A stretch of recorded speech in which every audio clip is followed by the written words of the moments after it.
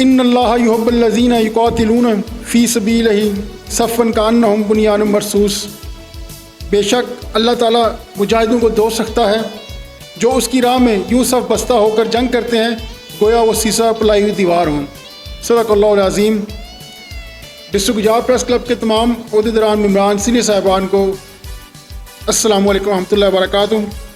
میری آج کی تقریر کہہ لیں یا موضوع کہہ لیں وہ یوم پاکستان کے حوالے سے تو نہیں ہے، بلکہ 28 مئی جو یوم تکبیر گزرا وہ اور یوم تشکر کے لحاظ کی وجہ سے ہم آج یہاں جمع ہوئے ہیں، اور میں پاک فوج کو، اہل پاکستان کو اور دنیا بھر کے مسلمانوں کو مبارکباد دیتا ہوں کہ 57 اسلامی ریاستوں کے اندر الحمدللہ رب العالمین پاکستان ایک واحد اسلامک ایٹمی ریاست ہے جس نے تمام مسلمانوں کا سر فخر سے بلند رکھا ہے۔ 7 مئی 2025 جب ہمارے بزدل دشمن نے پاکستان پر حملہ کیا اور ہمارے معصوم شہریوں پر اپنے بموں کے تھرو بزدلانہ کارروائی کی، تو پاکستان اور پاکستان کی فوج نے ان کو آگاہ کیا اور سمجھایا کہ آپ اس وقت یہ چیز غلط کر رہے ہیں جب آپ کے پاس پہلگام حملے کا جواب ہی موجود نہیں، اگر ہے تو ہم اس میں اپنی تحقیقات کے لیے حاضر ہیں۔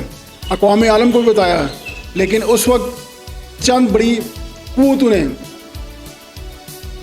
ہندوستان کا ساتھ دیتے ہوئے کہا کہ یہ مسئلہ آپ اور ہندوستان کا ہے، اس کو خود حل کریں۔ ابھی میں نے جس آیت کا آپ کو حوالہ دیا اس میں اللہ تعالیٰ کا ارشاد ہے کہ سب سے پہلے آپ کوشش کریں کہ جب بھی کوئی مسئلہ ہو تو بام و افہام و تفہیم سے وہ مسئلہ حل کر لیں، اگر نوبت جہاد تک آ جائے تو پھر آپس میں سیسا پلائی دیوار بن کر کفار کے اوپر ٹوٹ پڑے تاکہ ان کو پتہ چلے کہ اسلام کی طاقت کیا ہے۔ میں آج سے کچھ عرصہ پہلے، شاید آپ نے میرے پچھلے بیانات بھی سنے ہوں 2021-22 کے، جب ایک مخصوص طبقہ پاکستان کے اوپر حکمرانی کر رہا تھا اور جب وہ اس حکمرانی سے اتارا گیا اپنے کرتوتوں کی وجوہات کی بنا پہ، تو انہوں نے پاک فوج پہ لعن طعن شروع کی، گالیاں دیں، اور وہی پاک فوج نے آج 10 مئی کو جواب دیتے ہوئے ہندوستان کے دانت اکٹھے کیے اور ان کو اس قدر ذلیل و خوار کیا کہ پوری دنیا میں اس وقت پاکستانی پاسپورٹ کی اتنی قدر و منزلت ہے اتنی کسی بھی پاسپورٹ کی قدر و منزلت نہیں ہے۔ آج وہی لوگ جو پاک فوج پہ کتوں کی طرح بھونک رہے تھے آج وہی اپنا سموہ لے کے خاموش بیٹھے ہوئے ہیں۔ اس وقت پاکستان کے اندر ایک طبقہ اتنا پریشان ہے کہ جنہوں نے ایک شخص کو خدا مان کر اس سے ہی ہر چیز نتھی کی ہوئی تھی کہ اگر وہ ہوتا تو پاکستان یہ ہوتا، اگر وہ ہوتا پاکستان وہ ہوتا۔ مجھے ایک بات بتا دیں، خیبر پختونخوا کے اندر کیا گزشتہ 17 سال سے وہ حکومت موجود نہیں؟ کیا وہ جنت کا ٹکڑا بن گئی ہے؟ آج پورے پاکستان کا انحصار صوبہ پنجاب کے اوپر ہے۔ اس جنگ پہ کیا خیبر پختونخوا کے نام نہاد لیڈروں نے یہ الفاظ استعمال نہیں کیے کہ یہ جنگ ایک صرف علاقائی جنگ ہے، پنجابیوں کی جنگ ہے؟ کیا پنجابی کوئی اپنی اس جگہ سے بھاگا ہے، اس جنگ کے اندر بھاگا ہے؟ بلکہ پنجابیوں نے نہ کوئی ہجرت کی ہے، نہ اپنے کاروبار چھوڑے ہیں، نہ نقل مکانی کی ہے۔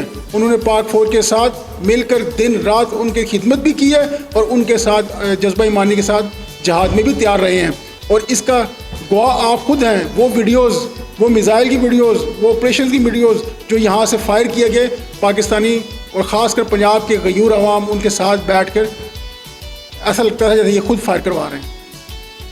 آج دنیا نے یہ چیز مانی ہے۔ آج آپ خود دیکھیں کہ آپ کے ساتھ رشیا کا کیسا بیہیو ہو چکا ہے۔ ایران کہنے کو اسلامی ملک ہے، معذرت کے ساتھ میں کہوں گا جنگ سے پہلے وہ ہندوستان کا علمدار بنا ہوا تھا، لیکن جو ہی الحمدللہ بنیان مرصوص یہ آپریشن کامیاب ہوتا ہے تو افغانستان بھی اور ایران بھی مجبوراً پاکستان کے ساتھ ہاتھ ملانے کو تیار ہوتے ہیں۔ آذربائیجان، ترکی، چائنا، یہ وہ ممالک تھے جنہوں نے اس مشکل وقت میں پاکستان کا ساتھ دیا۔ اب الحمدللہ طاقت کا توازن ایشیا میں قائم ہو رہا ہے، اور آج سے 2 سے 2.5 سال پہلے آپ کو یاد ہوگا یوراگائے کے وزیر اعظم صدر نے یہ بات کہی تھی کہ آنے والے وقتوں میں دیکھتا ہوں کہ پاکستان مرکزی قوتوں میں سے ایک مرکزی قوت ہوگا، تو اس وقت ایک مخصوص طبقہ فکر نے کہکے میں یہ بات ڈال دی تھی. آپ کو اگر رجیم چینج کی بات سمجھائی جائے تو رجیم چینج سیاسی حکومت کی رجیم چینج نہیں ہوتی. رجیم چینج آپ کی عسکری قیادت کی ہوتی ہے.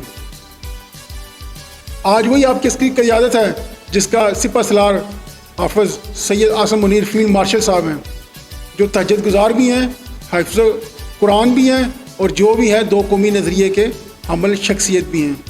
آج آپ کے فضائیہ کے سربراہ اگر ان کا بھی بیک گراؤنڈ دیکھا جائے تو وہ بھی ایک اسلامی گھرانے سے ان کا تعلق ہے. لالا موسیٰ سے ان کا تعلق ہے. آگے آپ خود اس کو ویریفائی کر سکتے ہیں. زیادہ کھل کے میں بات نہیں کر سکتا کیونکہ کچھ سیکورٹی ریزن بھی ہو سکتی ہیں. آج دنیا کے اندر پاکستان کی جتنی عزت وقار ہے اتنی آج سے 72 سالوں 25-70 سالوں میں پہلے نہیں تھی. آج آپ خود دیکھیں کہ عرب ممالک میں ایک واحد امید کامیابی کی پاکستان نظر آتی ہے.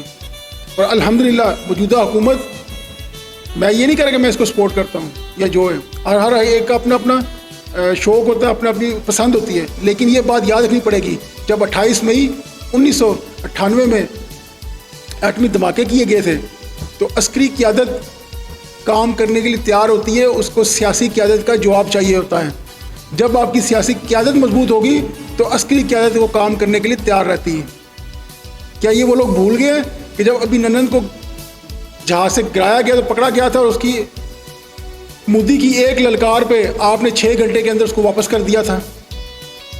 یہ بھی تو وہی حکومت ہے سیاسی جس نے کہا ہم اینٹ کا جواب پتھر سے دیں گے. جب عسکری قیادت نے کہا ہم تیار ہیں تو اس سیاسی قیادت نے کہا جی ہم بھی تیار ہیں. اور الحمدللہ جب آپ دیکھیں جب آپ جہاد کی طرف جاتے ہیں تو جنت ملتی ہے تلواروں کے سائے میں. علامہ اقبال کا ایک شعر ہے کہ کافر ہے تو کرتا ہے شمشیر پہ بھروسہ، کافر ہے تو کرتا ہے شمشیر پہ بھروسہ، مومن ہے تو لڑتا ہے بے تیغ سپاہی بھی. یہ چیزیں یاد رکھنی چاہیے کہ جب مسلمان کفار کے مقابلے میں آتا ہے تو اللہ تعالیٰ کی ذات پہ وہ یقین کرتے ہوئے اس کو یقین ہوتا ہے کہ اگر آج میں یہاں پہ مر گیا تو میں الحمدللہ جنت میں جاؤں گا اور میری یہ جو موت ہے یہ شہادت کی موت ہوگی. کفار کے پاس یہ نظریہ نہیں ہے، پاک فوج کے پاس یہ نظریہ موجود ہے. اور میں انشاءاللہ تعالیٰ بحیثیت سینئر نائب صدر ڈسٹرکٹ گجرات پریس کلب اور سید طارق حسین شاہ صاحب کی طرف سے یہ اپنی پاک فوج کو پیغام دینا چاہتا ہوں کہ جب بھی پاک فوج اس وطن کے لیے ہمیں پکارے گی تو ڈسٹرکٹ گجرات پریس کلب شانہ بشانہ پاک فوج کے ساتھ رہے گا. پاکستان زندہ باد، پاک فوج پائندہ باد، ڈسٹرکٹ گجرات پریس کلب زندہ باد.